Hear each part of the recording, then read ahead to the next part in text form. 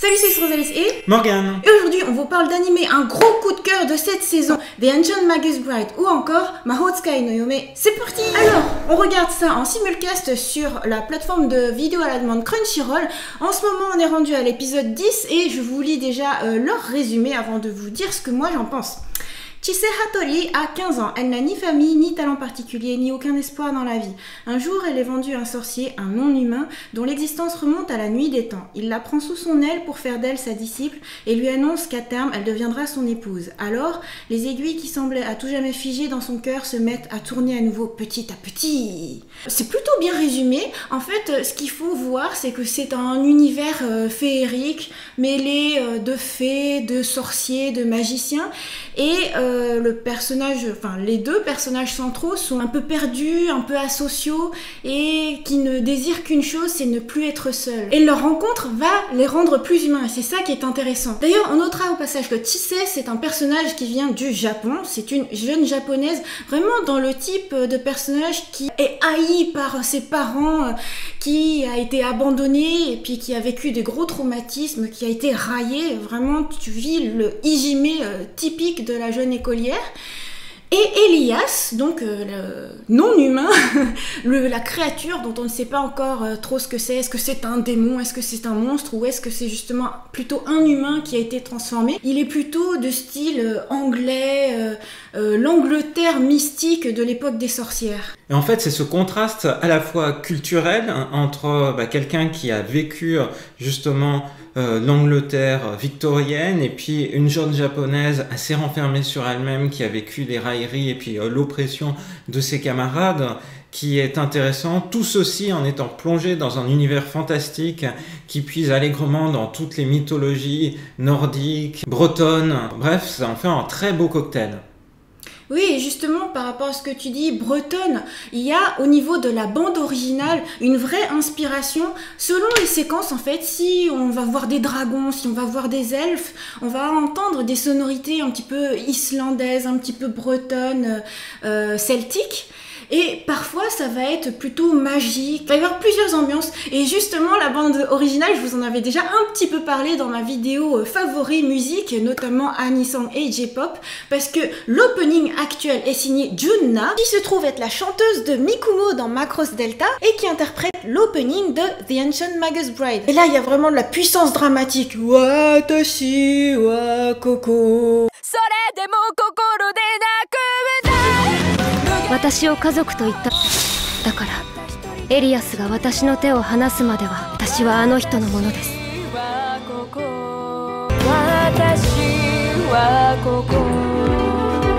Et il y a eu une super annonce, tu m'as dit que le prochain opening est signé Main. Yeah! Main, c'est juste l'autre Utahime de Macross Frontier cette fois. Je suis trop fan ultime de Main! Ouais, ça promet beaucoup et ça veut dire que la série en fait sera découpée en 26 épisodes, pas seulement 13.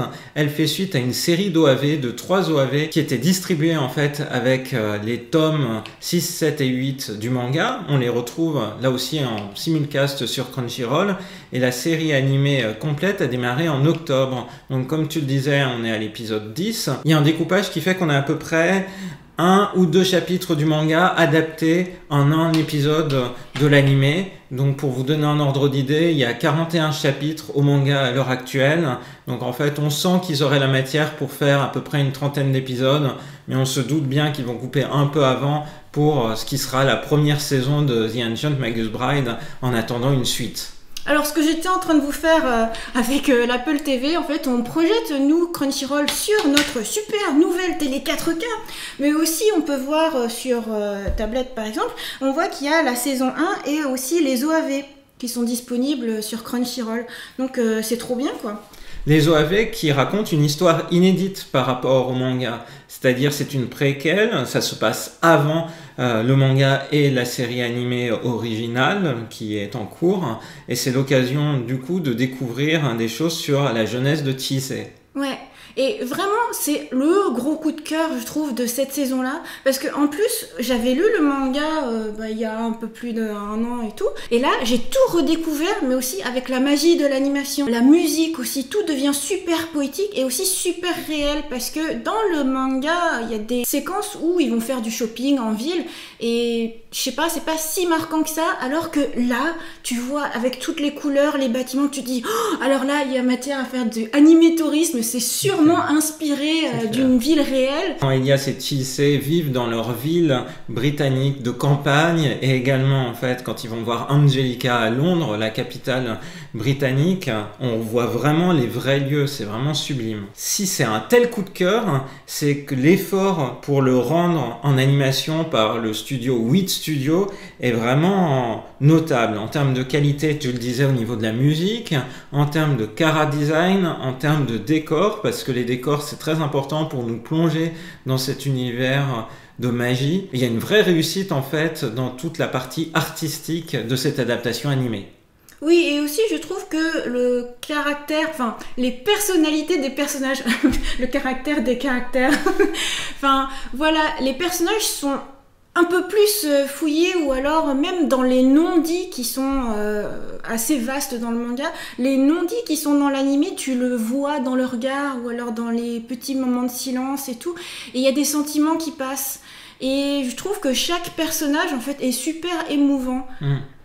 Plus encore qu'en papier, quoi. Oui, il y a des non-dits à la fois dans les expressions des personnages et aussi dans cet accompagnement musical, par exemple avec l'ajout d'insert song qui vient appuyer en fait le lien entre certains des personnages. Oui, et puis rendre plus dramatique, plus magique, plus important aussi certaines séquences. Par exemple, le moment où Chise se lie avec son familier. Je sais plus, mais dans le manga, pour moi, je l'ai lu comme une histoire parmi d'autres. Voilà, c'est son chemin de vie. Et dans l'anime, il y a eu carrément une chanson, toute une animation magique, féerique, qui fait que c'est vraiment une scène hyper importante. Ils vont partager complètement leurs sentiments, leur ligne de vie, leur temps de vie, absolument tout ensemble. C'est vrai, c'est hyper important. Et du coup, ça met plus d'importance encore aussi sur ce troisième personnage qui est le familier, le chien noir. Eh oui. Alors, vous pouvez retrouver aussi une vidéo de chronique du manga que Morgane avait fait justement il y a 1 an et quelques. Un peu plus d'1 an, ouais. Ouais. À l'époque, il y avait 5 tomes parus chez Komiku et désormais, il y en a déjà 7. Voilà, 7 en France, 8 au Japon. Et c'est une série qui fonctionne bien, à la fois en France et au Japon. Cette adaptation animée va sans doute lui ouvrir un nouveau public. Je trouve que c'est vraiment un univers qui mérite d'être découvert. En fait, des fois, quand je réfléchis à pourquoi est-ce que j'aime cet animé, je sais pas vraiment pourquoi. Au début, je me suis dit, je saurais pas faire une vidéo dessus, à part dire c'est trop beau, c'est trop bien. Une histoire avec des sorciers, des fées, il y en a déjà 32 000. Donc pourquoi est-ce que cette histoire-ci en particulier a quelque chose de plus? Et en fait, je pense que ça tient au fait que Chise, par exemple, elle n'est pas effrayée par Elias, alors qu'il a vraiment l'allure d'un démon. Et Elias, lui, en contrepartie, il essaye de comprendre les humains. Il sait même pas s'il est humain lui-même, mais il a envie de comprendre les émotions, il a envie d'agir. Et à chaque fois qu'il a l'impression que Chise a une incertitude, se sent seul ou est apeuré, il la prend dans ses bras. Et ouais, je pense qu'il y a une aventure humaine sans préjugés, sans haine. Porter sur le monde un regard sans haine. Mononoke Hime. Voilà. Ce à quoi on rajoutera qu'il y a des personnages bienveillants autour d'eux en fait. Je pense que c'est aussi ce qui rend la chose moins effrayante. Il y a le maître d'Elias, il y a Angelica, il y a aussi le prêtre qui habite dans le même village qu'eux. Il y a toute une galerie de personnages qui a son existence propre mais qui porte en fait à la fois sur Elias et sur Chise un regard bienveillant.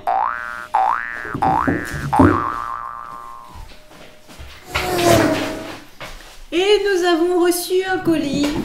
De la part de Véronique, merci beaucoup. Un colis de Noël alors? On découvrira ça Unboxing. prochainement. Nous étions en train de dire qu'il y avait toute une galaxie de personnages bienveillants autour de Chise et d'Elias, et je pense que ça concourt vraiment à ce balancement. Ça pourrait être un peu effrayant, mais en fait ça l'est pas tant que ça. C'est aussi une découverte sur le monde, c'est regarder un petit peu les esprits qui nous entourent. Enfin, en tout cas, l'environnement, c'est ce que fait Chise. Chise, elle voit des choses que le commun des mortels ne voit pas. Ça veut aussi dire porter un regard sur le monde sans préjugés. Il y a quand même un personnage complètement fou. Moi, ça me rappelait dans Full Metal Alchemist le passage où il y a à la fois Scar et le scientifique qui veut à tout prix créer des chimères et qui en vient à faire une chimère avec sa propre fille et son chien. Ouais. C'est vrai, il y a un personnage un peu effrayant qui a visiblement vécu... Non, mais il est fou, quoi. Il est fou.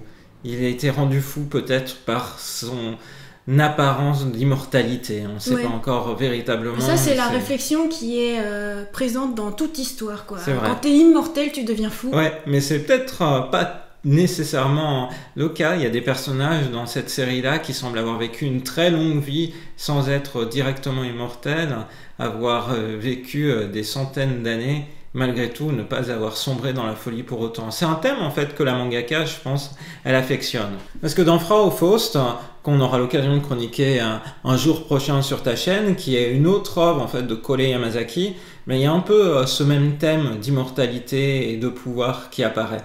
Je pense que c'est quelque chose qui est à la base même de son inspiration. Ok, alors on espère qu'on vous a insufflé l'envie, ou alors si vous regardez déjà cet animé, on espère que vous partagez avec nous le même enthousiasme. Alors sachez que ça a commencé le 7 octobre 2017, donc c'est encore tout frais, on est en plein dedans, et il y a un nouvel épisode chaque samedi à 19h30 sur la plateforme Crunchyroll. Donc, stay tuned. Ouais, c'est une série qui est diffusée du coup la nuit au Japon. C'est vraiment une série plutôt visant un public d'adolescents, d'adultes. Mais plutôt adulte. Ouais. Ce qui n'empêche pas notre nièce Jade Star d'en être gravement fan. Mais elle aime les trucs adultes. D'ailleurs, c'est plutôt un CNN. C'est classé comment? Oui, c'est plutôt un CNN pour ce Mag Garden dans lequel le manga est prépublié. Donc pour moi, autant à travers le manga que l'animé, en fait, cette série mérite d'être découverte. L'animé lui ajoute une touche supplémentaire à la fois par le détail porté au décor, la musique et puis toute l'expression des personnages. Bref, je pense que ça mérite de figurer dans votre watchlist tant en manga qu'en animé. J'espère que notre vidéo de présentation de l'anime The Ancient Magus Bride vous aura plu. Et n'hésitez pas à partager en commentaire vos impressions sur cette série. Bye bye.